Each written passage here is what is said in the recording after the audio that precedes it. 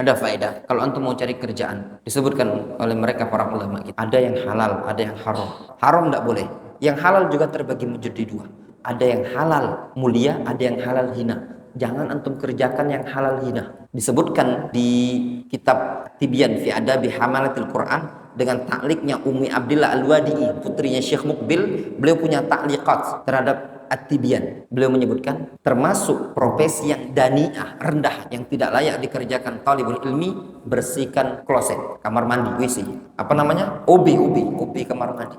Tanziful hammamat. Di Yaman itu aib. Tidak selayaknya bagi seorang talibul ilmi kerjaan seperti itu, karena dipandang di masyarakat rendah. Antum sebagai talibul ilmi cari kerjaan yang halal, tapi jangan yang menghinakan diri. Yang dicontohkan para ulama seperti jadi pemulung itu rendah. Kalau dulu juga disebutkan oleh mereka para ulama seperti jual ikan itu rendah, habis bau ikan.